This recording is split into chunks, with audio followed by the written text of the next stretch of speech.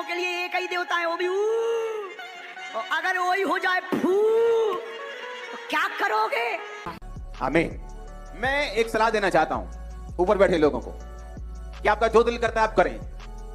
Church डरता नहीं, क्योंकि डरेगा वो जो गलत काम करेगा। अगर किसी ने चोरी की नहीं तो वो डरे। अगर वो धोखे से नाराज हो जाएं तो दूसरों को वो ऑप्शन नहीं है।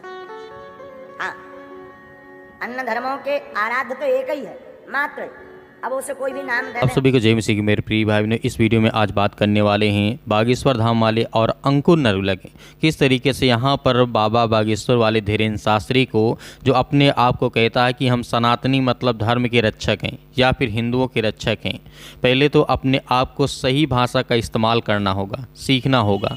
यहाँ पर देखने को मिलता है कि अंकुर नरूला जी ने अच्छी तरीके से इन बाबाओं की कुटाई और धुलाई दोनों की है। तो आपको इस वीडियो को अंत तक देखना है, अच्छे समझना है, ताकि इस तरीके के बाबा जो उल जुलूल बात करते हैं और जिस तरीके से यहाँ पर अपने शब्दों का कहते हैं धर्म परिवर्तन करते हैं, ये करते हैं, वो करते हैं, बहुत सारी बातें कही। लेकिन खास बात यहाँ पर ध्यान रखना, बाबा बागेश्वर ने क्या कहा है कि जिस तरीके से ईसाइयों के पास सिर्फ एक भगवान है, अगर वो रूठ गया तो क्या करेंगे, बहुत सारी बातें यहाँ पे कही। लेकिन यहाँ पे ध्यान देने वाली बात है, मैं धीरेन्द्र शास्त्री से पूछना चाहता हूँ कि आपके बाप कितने हैं, आपके पिता कितने हैं?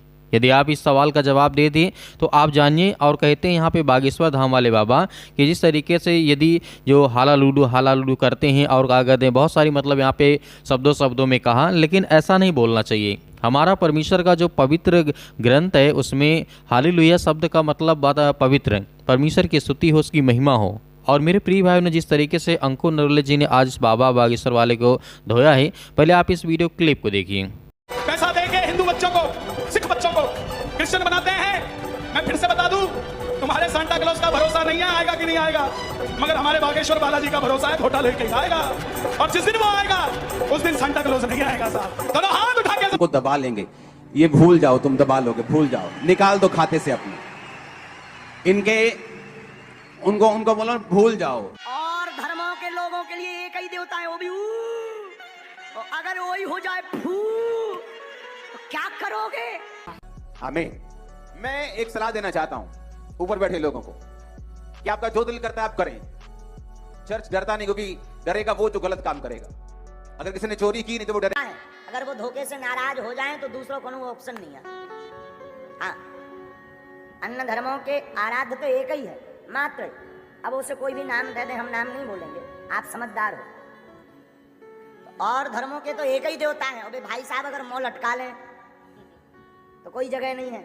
हमारे सनातन में ये बड़ी खूबसूरती है, ठाकुर जी कृपा नहीं कर रहे सो राम जी यहाँ पकड़ लो।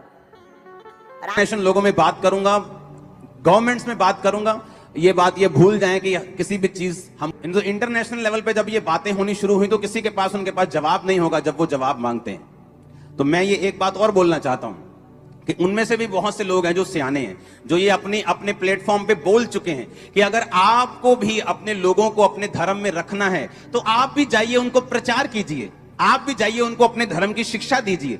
आप उनको मार कूट के अलग नहीं कर सकते। भाई साहब, ये क्रिश्चियन कौम है, 12 को मारा कूटा है, 400 करोड़ हो गए। अब 400 करोड़ को मारोगे तो क्या बनेगा, तो देख लो तुम। ये क्रिश्चियन कौम माफ करने वाली कौम है, लेकिन डरने वाली कौम नहीं है। माफ करने वाले हैं हम, माफ कर देंगे जिसने मारा, लेकिन डरने वाले नहीं हैं। प्रीच सुनो, प्रीच करते रहे थे, करते हैं और करते रहेंगे। मिरेकल्स होते थे, हैं और करते रहेंगे। कुछ रुकेगा नहीं।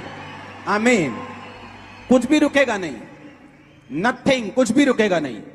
और मैं आपको बता रहा हूं, अभी तो चर्चिस में लंगड़े चंगे होते हैं और तकलीफ हो रही। मैंने कहा गलियों में, मैंने स्पिरिट में देखा लंगड़े चंगे, और गलियों में आप लोग जाओगे, गलियों में, बाजारों में। आमीन, आमीन।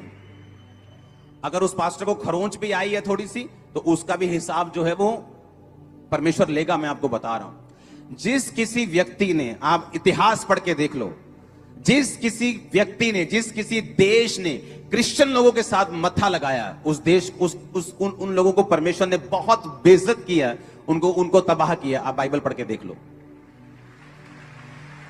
पता है क्यों? क्रिश्चियन लोग कभी लड़ते नहीं।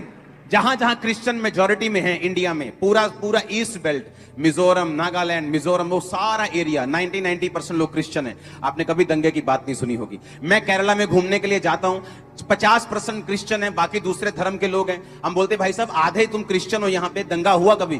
कभी कोई दंगा नहीं। तमिलनाडु सभी क्रिश्चियन है, कोई दंगा नहीं। जैसे आपने इस वीडियो क्लिप में देखा तो यहाँ पर बागेश्वर धाम वाले बाबा जो अपने आप को समझते हैं कि हम बहुत ज़्यादा बुद्धिमान हैं, नहीं, तुम दूसरों को नीचा दिखा करके अच्छा नहीं बन सकते हो, क्योंकि बाइबल हमें यही सिखाती है कि हम दूसरों के नीचा ना दिखाएं, उसको अपने तुल्य समझे, अपने बराबर समझे और अच्छा समझे। अगर वो गलत कार्य करता है तब भी हमें अपने जैसा उसे समझना चाहिए। तो मेरे प्रिय भाई बहनों, जिस तरीके से यहाँ पे बागेश्वर धाम वाले एक बाबा, सिर्फ बात मुझे बुरी एक ही लगी जब उन्होंने कहा कि परमेश्वर एक उनके पास एक भगवान है, अगर वो रूठ गया तो कहाँ ये भटकेंगे, कहाँ ढूंढेंगे, किसके पास जाएंगे।